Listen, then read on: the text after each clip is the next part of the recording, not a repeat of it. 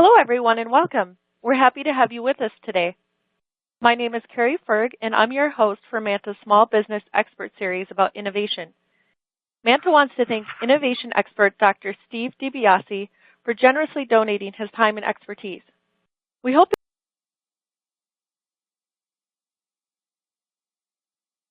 you'll tweet about today's event using hashtag MantaExperts.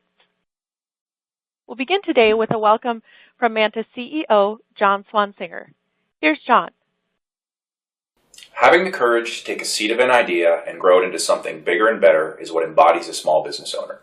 Innovation is likely the genesis of many small businesses. According to a Manta survey, 90% of small business owners believe they spend time innovating product, service, and process, and over half feel their business would not be successful without innovation. But are you innovating as effectively as you could be? I would like to welcome innovation expert Steve Di Biase today. He believes that innovation is accessible for everyone and teaches how to make innovation a discipline to more regularly drive your small business forward. Thanks for attending our expert webinar today. Now, back to Carrie. Thanks, John. In case you missed it earlier, I'm Carrie Ferg, editor at Manta, and your host for today's webinar. I want to take a few minutes to cover some important housekeeping items about the event. Let's first talk about your screen. During the webinar, you should see a slide area, which you can resize and make bigger. Left of that is the media player, and under it a box called the resource list, and some widgets. All of the widgets open and close, and I encourage you to check them out. I want to point out three widgets in particular: the resource list, the help widget, and the Q&A widget. The resource list is open under the media player. I'll be referring to the resource list often during our event today because you'll find links and documents there that you can open and explore while we're talking. If you're having technical difficulties, please click on the help widget, the one with the question mark icon. My colleague Mel is answering your technical questions, so just send her a note. After the webinar, be sure to head over to our community to ask our expert any questions you might have. The community is linked in the resource list. Okay, let's get down to business. I'd like to start today's webinar with a story about why we're here. Based on a Manta survey, it seems clear that small business owners believe they are innovators. 90% invest time and resources innovating on process, service, or product, and over half feel their businesses would not be successful without innovation. Innovation is essential to the success of small business owners, but are you innovating as effectively as you could be? During our webinar, innovation expert Dr. Steve Di Biase is going to educate us about applied innovation and how it can make your small business thrive. Here's what we have planned. We'll discuss the definitions of innovation, leadership, and entrepreneurship, followed by a deep dive into what innovation is exactly. Then we'll talk about tactics you can leverage to become more innovative, as well as how you can define success. We'll also cover why collaboration is an important element of innovation. We'll do a couple of polls because we value your opinions, and we'll take your questions the last 15 minutes or so. Ask your questions anytime using the Q&A widget during the webinar. Dr. Steve Di Biase is the president of Premier Insights and Innovation Practices Consultancy and a member of Cornerstone Angels, a Chicago-based angel investor group. He's the author of 7 published books, including 10 Keys to Unlock Your Innovative Self and Applied Innovation, a handbook. The cornerstone of his philosophy is making innovation a discipline. Click on the speaker widget in your console to learn more about Steve. Now I'm going to bring up a quick poll and get your thoughts about innovation. Here's the question.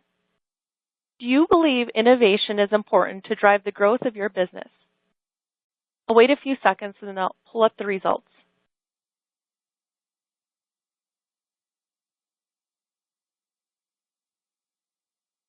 Looks like the majority of you believe that yes, without innovation, my business would not be successful.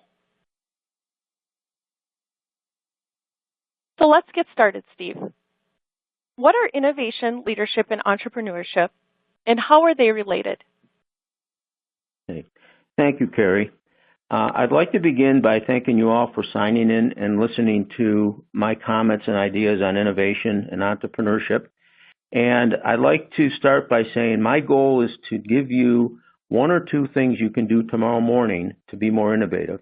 That's why when Carrie mentioned applied, I'm very much in the camp of what can you do now to be more innovative rather than discussing the theory of innovation.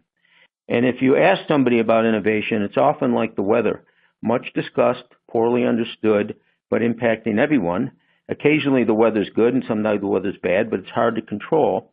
And my goal today is to give you some insights on how you can make innovation predictable and even prescriptive so that it's a discipline that you can master. So the first thing I'd like to start with is a question of what is innovation and how do you define it in a way that's actionable? So innovation is a human response. Only people can innovate because only people can think. And an exploitation, humans exploiting a change, yielding wealth, and you can measure wealth however you wish, money, reduced cost, higher quality of life, in the present.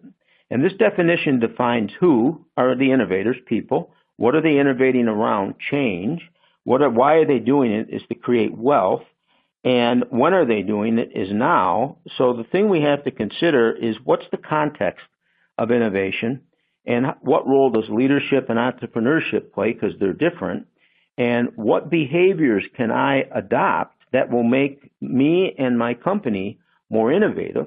And the good news is adopting these behaviors doesn't cost a lot of money. It could actually be free, but we'll touch on that later. So that's the definition of innovation. Now, the key is if you're going to lead innovation, and innovation is not an individual activity, it is a collaborative activity, which means many people have to innovate together to be successful. Often the key person in this process is the CEO or the owner of the business. So leadership becomes a critical component of successful innovation, and you have to define it in terms of innovation. So leadership in terms of innovation in an actionable form is a person with a series of insights, not one insight, but many over a period of time that an individual offers to a group of people, convincing them to subordinate their own self-interest for the good of the entity, in this case, the firm. And they're so compelling, these insights, that people want to be part of that innovation for its own sake and the sake of the firm, not for their own sake personally.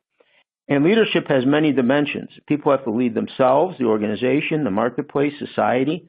But when leaders are developing a series of insights around a change that's creating an opportunity for your business, it lifts people to a higher level of performance, increases their self-confidence and morale, and generates employees who really want to participate in taking advantage of that change to make your company more successful.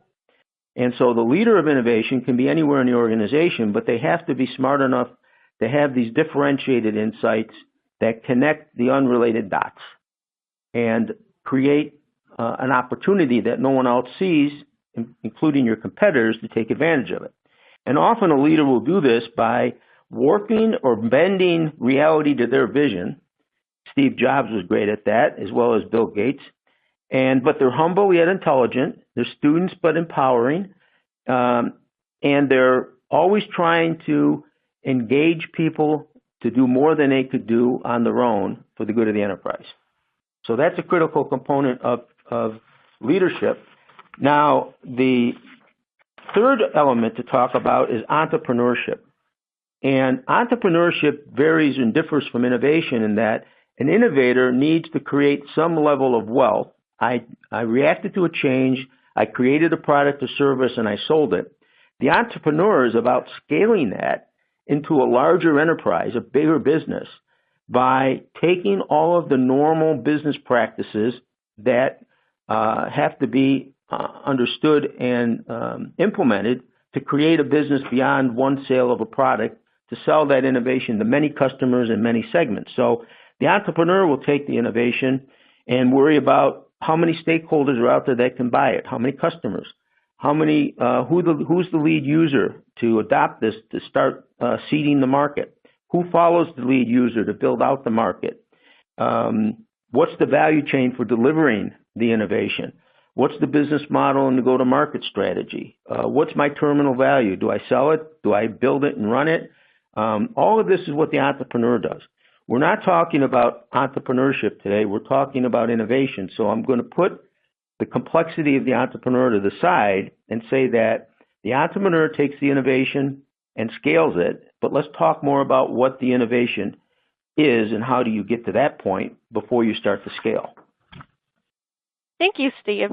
So now that we've covered those definitions at a high level, as you just alluded to, let's get back to innovation. What is it exactly? Now, I mentioned that innovation is the response, human response and exploitation of a change, and there are two elements of innovation that you have to recognize.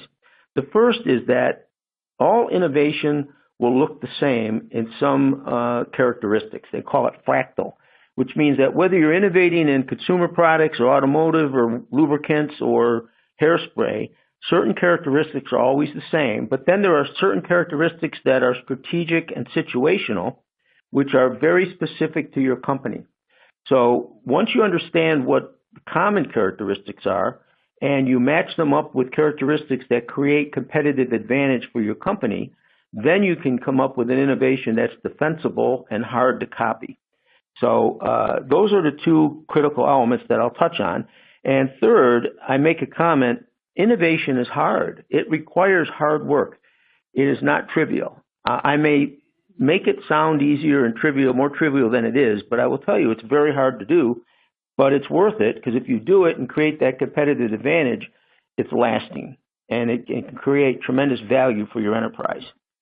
So let's talk about what the fractal components of innovation are. You'll see a slide that has several bullets on it. The first is all innovation is a response to a change, as I mentioned, and most successful innovations are adjacent to the current business. They're not wildly new, but they're repurposing what you already do in a different way to create something that has more value, and that's an innovation. It has both a present and future orientation. I want to make money now, but it has the ability to make more money in the future, so it's worth the investment. Almost all innovations have a lead user where the problem solved is reflected in a larger market. So you do a beta test, I solve it for the lead user, and then I scale it to multiple users. It's also plausible, possible, and probable, which means that plausible, the innovation is not defying the law of nature, and then you can assess, is it possible to do given my resources and my knowledge and the time I have? And then finally, if those two are positive, how probable is it? And how profitable will it be if the probability is worth the investment? All innovations go through this thought process. They all start small, and they all must strive for leadership. If you don't innovate to lead the segment you're in, then it's not a very effective innovation, and they're always valuable from the get-go. And often the most dynamic and impactful innovations are those that people say, well, why didn't I think of that when they see it in practice? Because it has that kind of intuitive, intimate value right from the beginning. So those are the fractal elements. Thank you, Steve. I just want to take a few seconds to remind people to submit their questions via the Q&A widget. And let's move on to discipline now, which is absolutely a cornerstone of your philosophy, Steve. How does it play a part in successful innovation? Well, we started out with a definition of what innovation is and what the elements are that are standard in the innovation. And those that are situational, you have to decide for yourself given your context.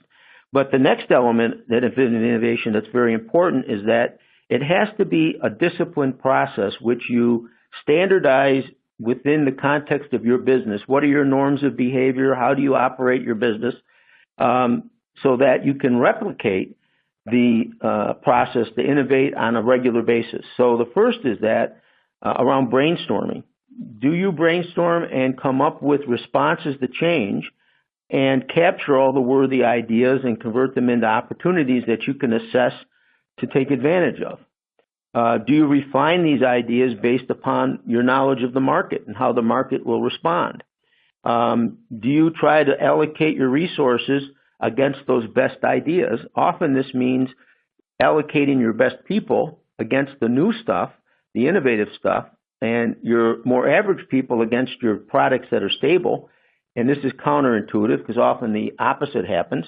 But if you don't put your best people against the hardest projects, you're not likely to be successful. So is your process disciplined, and are your business strategies and innovation strategies aligned?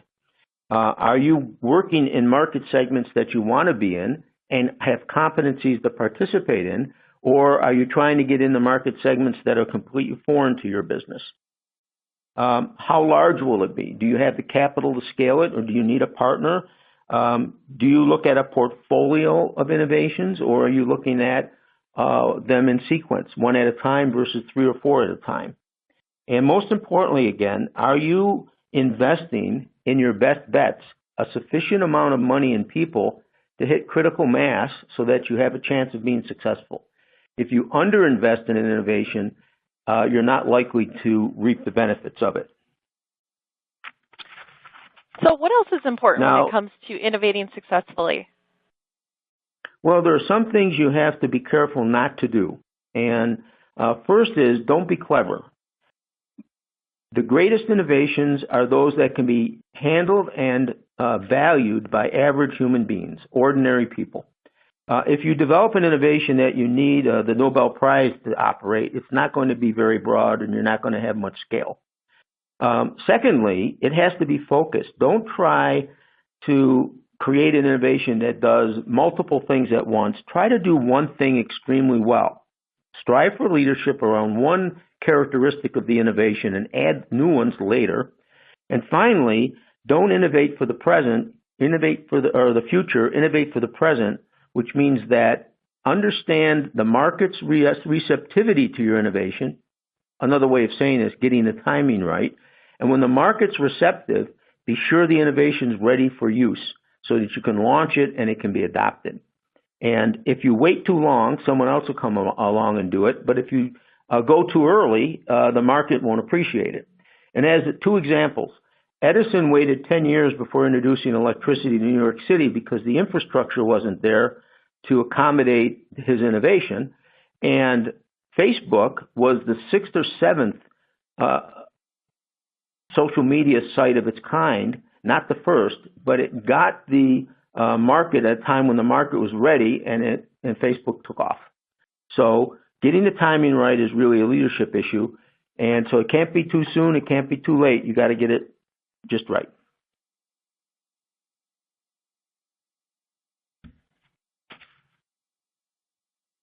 So what are the key success factors for innovation? This will sound intuitively obvious, but only people can innovate because only people can think. And that is a choice because a lot of people would prefer not to think, and that's a barrier to innovation. And so the leadership in the firm has to be willing to ask questions and encourage inquiry so people use their natural tendencies and curiosity to think and ask questions so that they can come up with hypotheses to take advantage of change to create innovations that generate wealth. And that thought process needs to be educated in that you really need to think carefully about how you're going to approach a change and think about it in a constructive way. And as an illustrative example, I would challenge you and say, when something happens that's different, what is the first thing you say, a person would say? Some people will say, why did it happen? What does it mean? What do I do? Why did it occur? An innovator will always ask the question, what is it like? And the reason for that is if somebody knows something and encounters something new, but is similar to what they know, they can understand something about that new event by associative learning. You can transfer what you know about something that's old to tell you something about what's new. And this is an example of educated thinking. And it's something that can be learned, and it's really changing the mindset. When you see something new and a change, ask, what is it like? can I compare it to something I know, and therefore can I know something about that change that I can act on? So what are the key success factors to really be successful at innovation at the operating level, so to speak, at the individual person level? The first is learning must occur in multiple ways, and everybody learns differently. So you should challenge your employees and yourself and say, do I learn by doing, writing, reading, listening, speaking, or combinations thereof, so that your way of learning and interpreting change is well constructed so that you can build on it. So if you need information in writing to understand something, that's the way you prefer to get it, and that's the way you should get it about a change versus observing it. Secondly, the environment needs to be safe to fail. When you respond to a change that's new, a lot of your initial responses aren't going to work, but the good news is failure challenges your assumptions and teaches you what you need to do next. So as long as the failures are not fatal, you can learn from them. They're valuable, but people have to be willing to admit it didn't work, not be punished for it, and analyze it. And that goes along with a fearless environment. Dealing with the unknown, a change, is frightening to most people, and so the leaders have to provide safe cover so people can deal with the change without being afraid for their job or afraid for their future, and actually encouraged to take advantage of it for their benefit. And then it's collaborative. You want people to share their ideas, share their concerns, share their thoughts, and build on them so that each one leads to a better understanding of what the change means and how you'll take advantage of it. Next is diversity. And this is not race and gender. This is diversity of experience, of education, of knowledge, so that you get as many views of the change as possible. The 360-degree view of a collaborative group is extremely powerful in characterizing what to do next. Often responding to change requires trial and error, the scientific method, and you do things. You hypothesize something, you do an experiment, you measure a result, you assess the result, you come up with a new hypothesis, and you continue until you get to a point where you've got an outcome that you can act on and sell. And it's driven by inquiry. You want people to be curious, asking questions about the change, using their imagination to conceive of what the change could mean for the enterprise, and it has to be fun. This is a lot of fun to do. Everybody's capable of doing it, and it's a change in mindset to get more innovation in your firm.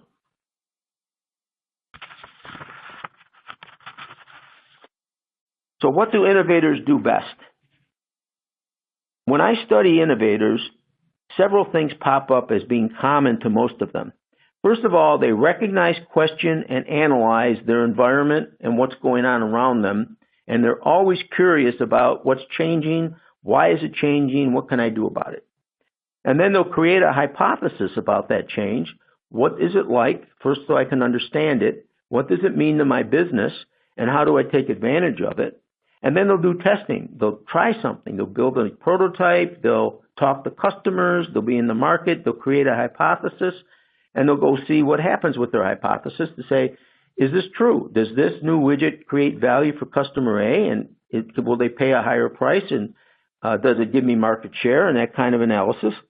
And then they go back and repeat the process until they get to a point where I'm now good enough to launch something because it represents a leadership position. I know who the lead user is. I know what they'll pay. I know what my costs are. I can make some money, and you launch it. And then you go back and measure it again and iterate once more. It's the scientific method applied to business and innovation. The reason I mention that, it's the natural way people do problem solving. So Steve, not all work environments are hospitable to innovation. Many of us have probably experienced one like that. How does a small business owner make sure their business is? That's an excellent question, Carrie. And you want to cultivate an ecosystem, if you will, or an environment that respects a person's curiosity and is willing to tolerate challenge to what's happening in a constructive way, not in a destructive way. And you have to believe that everyone's capable of innovating, because we are. because the human species got to where it is by adapting to change. It's in our DNA. It's called evolution. And that's how we stay alive. So everybody's capable of doing it. And in a fear-free environment, it's natural for people to want to adapt to change for a better outcome. So it's easy for them to do. And these behaviors can be taught and learned and mastered like a discipline. So you can teach people to be curious if they've forgotten how by asking them questions and making them think about what's going on at a deeper level than just accepting what they're observing rather than questioning what they're observing. And at the end of the day, innovators are problem solvers. So if senior management, the owner, founder of the firm, institutes a culture of innovation around respecting curiosity, people's ability to innovate, a fear-free environment, and work on teaching each other how to be innovative, then more problems get solved in a more elegant way that create more margin. And that, at the end of the day, is very satisfying to employees. It creates higher morale because innovation is fun when it's successful, and the process is fun. So it's easy to do and teach once you get it started. It's an inoculation process. Once you inoculate the organization around innovation, it starts to take off on its own. Steve, before you touched on the importance of discipline when it comes to innovating effectively, can you expand on this concept? Yeah, discipline is very important because you don't want chaos or anarchy in your process, but at the same time, you want a controlled level of freedom. And when I say that, you want to have ideas mixing together in a way that they can form new ideas without having so many ideas and so little connectivity that you can't make sense of it. And I'm going to touch on 7 or 8 different concepts that Steven Johnson put in his book, which is really quite practical on what you can do to find innovation in your business and promote it with changes in behavior. The first is he calls the adjacent possible, which means look for things around your current business and repurpose things that you already have in new ways and new applications that create new value. You might have a product that is designed to clean a certain kind of surface that could be used to clean a different surface, never been tried, but has an advantage of being a better sanitizer or lower cost. You repurpose it, that's a big innovation, but it came out of one of your existing products that's adjacent to your market. Very, very powerful innovations because they're easy and fast to deploy, they don't require a lot of money, and they tend to be very profitable. The second is this concept of a liquid network, where you want your organization to flow ideas around like a fluid rather than a gas, which is very diffuse and nothing bangs into each other, or a solid where nothing moves at all. You want liquid. The liquid analogy is around ideas bumping into each other with sufficient force to create something new. And that means you have a lot of collaboration, people building on each other's ideas, and out of that come new ideas that you can document and invest in that they wouldn't have happened if people weren't bouncing ideas off each other. The next 2 critical behavioral items is the slow hunch and serendipity. The slow hunch means often a change happens and somebody feels they got a partial response. It's not complete, but it's pretty solid, and it's not ready to go yet. Those are very valuable, and they should be written down and reviewed periodically and added to until what Johnson calls completing the hunch, to a point where you can invest in it and create an offering for your customer. And these slow hunches generally have to be visible to a lot of people so you can get others to contribute to them. But because they tend to be holistic, they'll lead to very large innovations if you're willing to be patient to work and build out these slow hunches. And often they result from a person's subconscious, things they've experienced rattling around in their head in the middle of the night, popping up in a dream, so to speak, that connect dots that wouldn't be connected in the conscious mind. And serendipity is a little bit of a form of luck where if you're doing enough things, something good may pop out by accident. and it's not planned or expected, but if you're looking for it, the unexpected result, you can benefit from serendipity and saying something good happened we didn't plan for, but we don't care. We're going to take advantage of it and monetize it and make some money. And that requires your organization and people to be observant to what's happening around them as they try new things. If they get something unexpected, it might be better than what they were looking for. So they shouldn't dismiss something unexpected. They should analyze it and say, is it better than what I wanted, and should I run with it? Then the next two are errors and something he calls expectation. Errors are very valuable because they teach us why our assumptions are wrong. And we should welcome them because we can analyze them and learn what to do next versus ignoring them or depreciating them and saying, I know this can't be right because my assumption said something else. The errors are telling you the truth, and you should look at it and say, this could be very beneficial to us. Let's understand why this happened and what can we do with the knowledge that we picked from it. And expectation is simply a clever way of saying diversity is critical.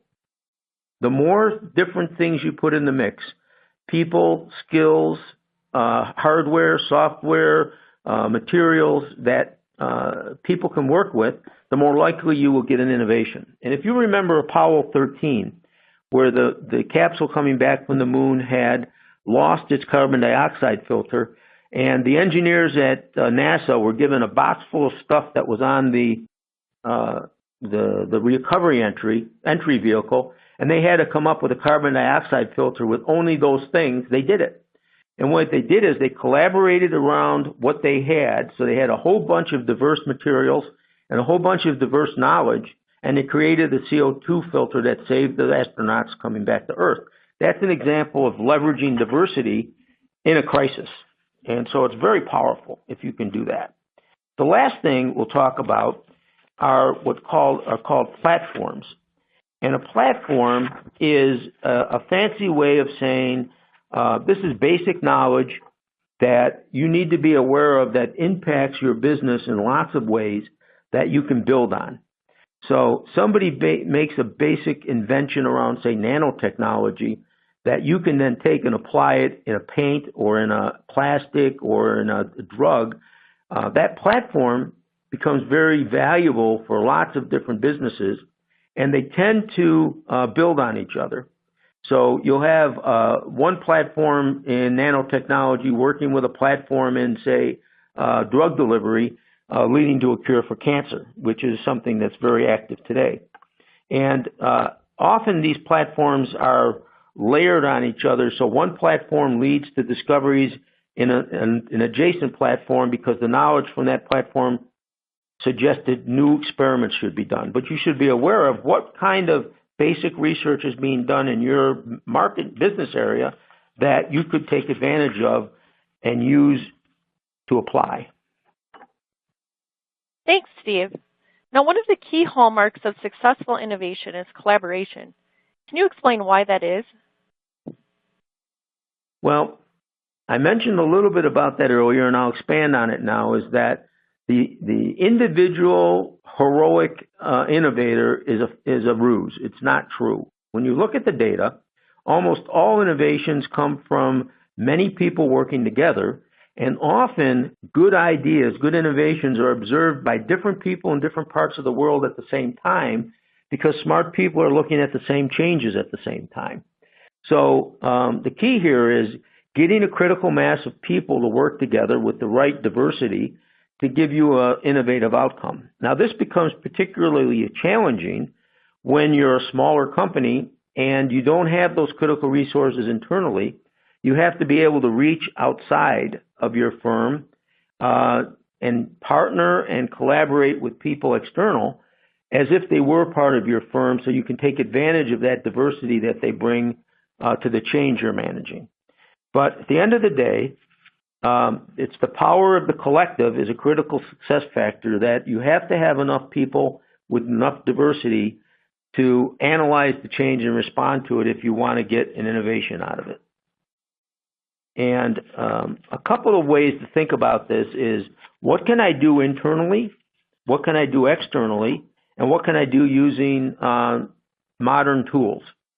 Internally, you want to be sure that your organizational design, how people are organized, and your norms of behavior are promoting innovative behavior. In other words, they're promoting a free fear environment. It's okay to do experiments. It's okay to fail.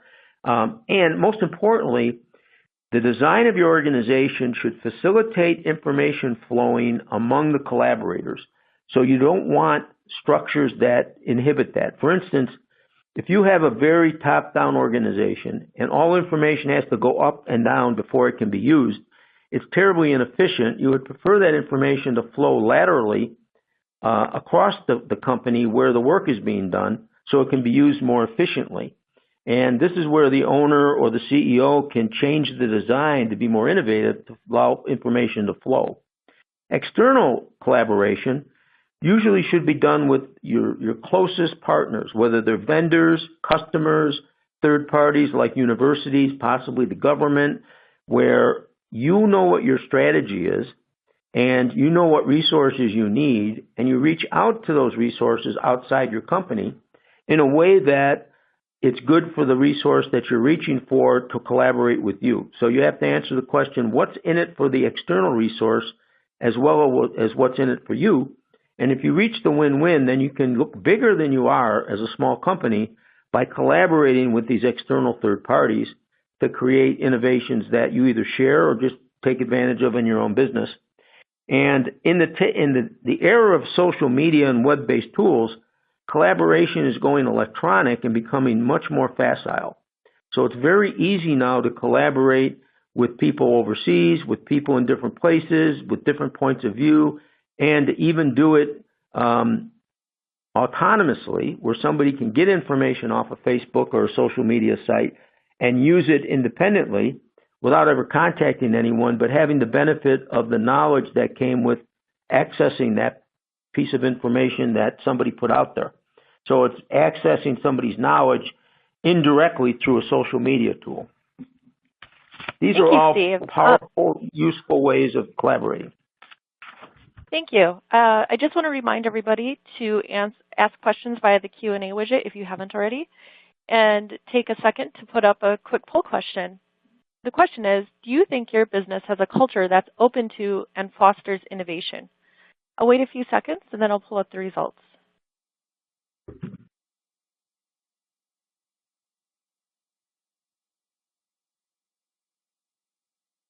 Wow, it looks like we have an innovative group with us today. 88% of you believe that your company is open to innovation, which is great. Now moving on to effective collaboration strategies, Steve.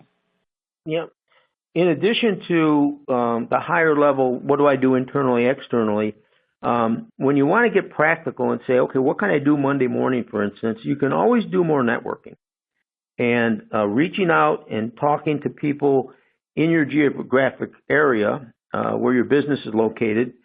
You can join meetup groups that are talking about topics that are important to your business. You can start a virtual community that reaches out with people interested in changes that you're dealing with. You can create up a small business web. You can use the social media tools proactively as networking elements. You can build informal alliances with companies that are either in your market or suppliers to it, even competitors. Form advisory boards, work with local universities, bring in consultants, reinforce the size of your company with specific knowledge that you believe you need. And you can always adopt I call a support small business mindset, where everybody looks externally from your company as a matter of course that says, what can I get from the outside that doesn't cost me much and has a lot of value to me that I might incorporate in what I'm doing? And then once you've decided that's available, figure out how to get access to it. For internal collaboration, you've got an existing core business that is, if you can do innovation close to your core business, there's a very good opportunity to make a lot of money quickly because you can share resources, you can share people, you get economies of scale, it's easier to defend. And so My recommendation is if you want to start innovating immediately, apply some of these techniques to opportunities that are close to your core business, but not where you're actually very big. But you have an opportunity to deliver a response to a change that others haven't seen yet. And again, you want to be sure your investments are aligned with your business strategy. You have the right people, and you're deploying your best people against these, what I call near-in innovations. That your organizational design is a competitive advantage for you, that it allows your people to be innovative, and that the norms of behavior that you institute as the owner or the leader promotes innovation going forward, so that it becomes institutionalized in your company's way of innovating. And the more you can customize your process to fit your business, the harder it is for anybody to copy it, and it leads to differentiated knowledge, which creates competitive advantage for you going forward.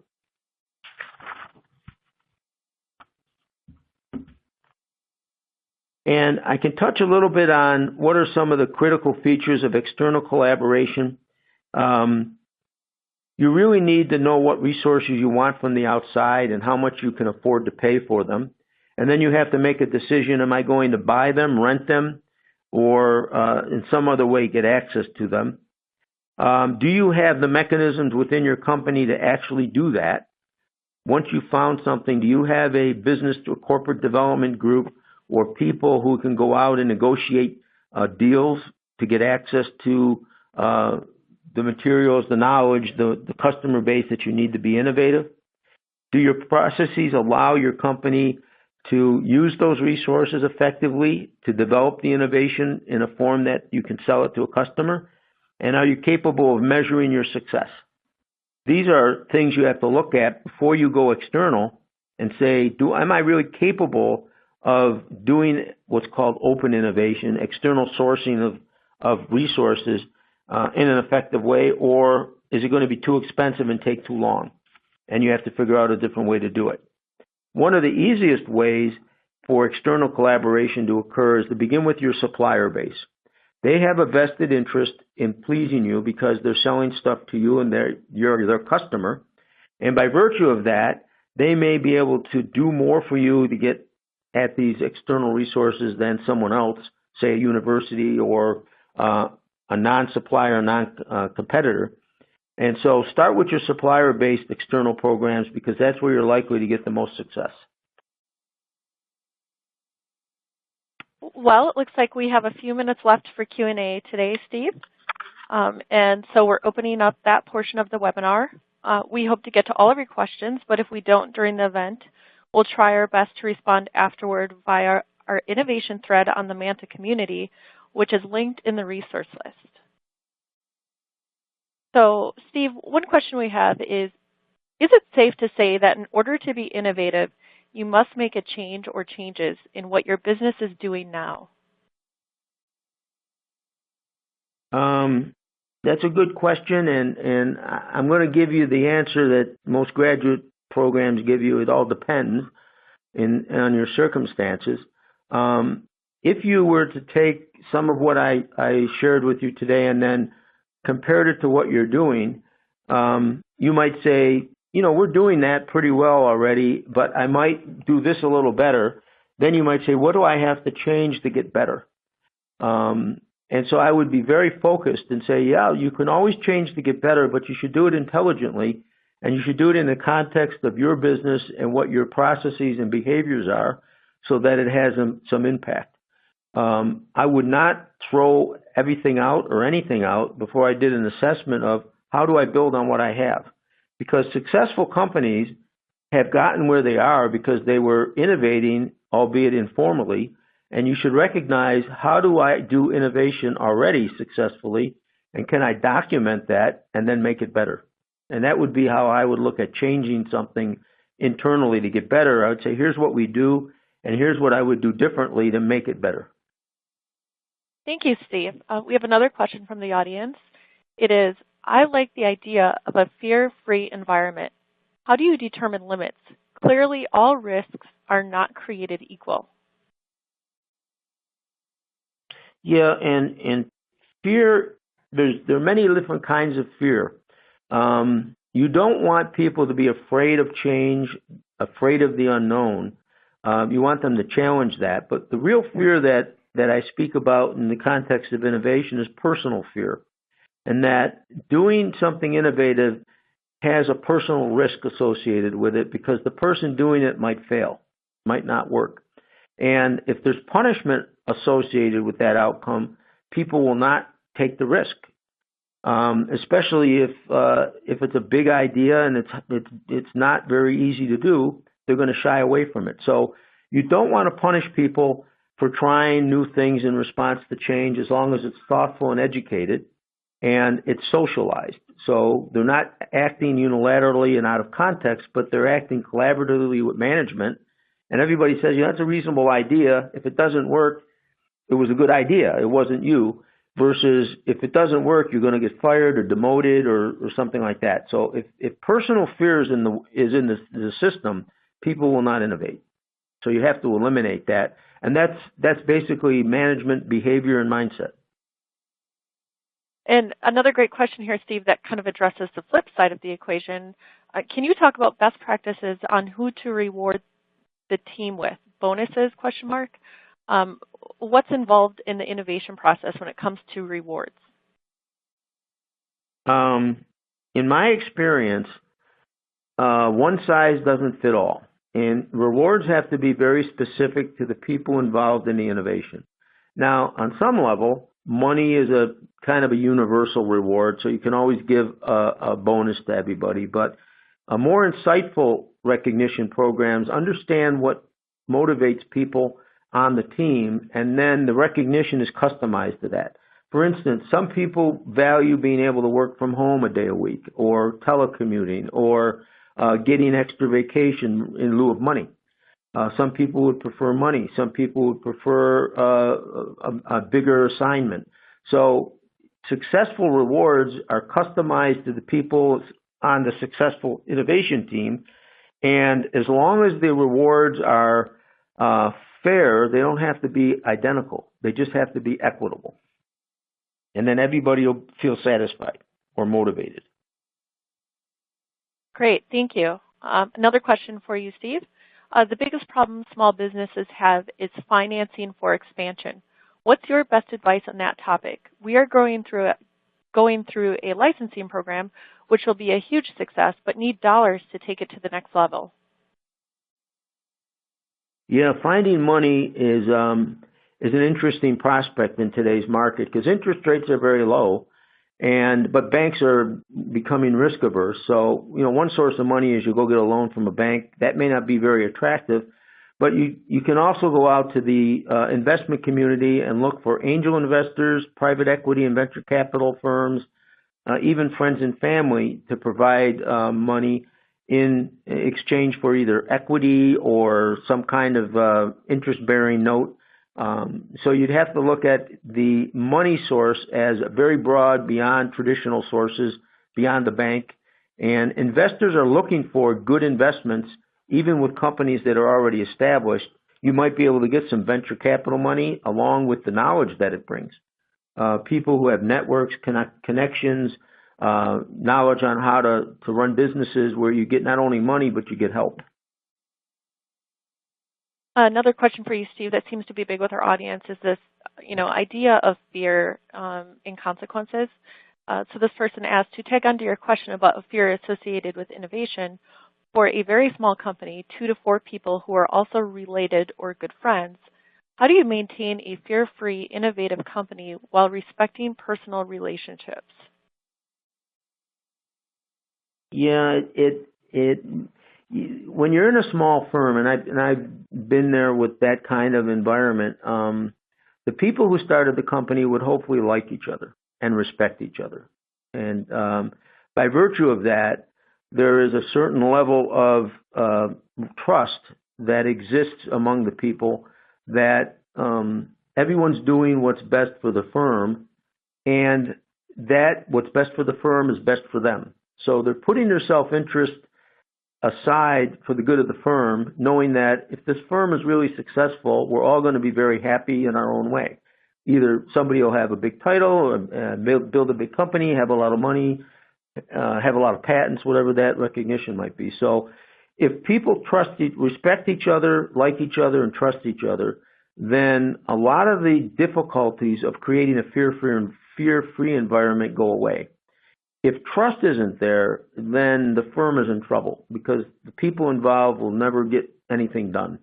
So you really have to go and say, do you trust each other, and why do you trust each other? What evidence do you have that trust is real? And if that trust isn't there, how do you build it?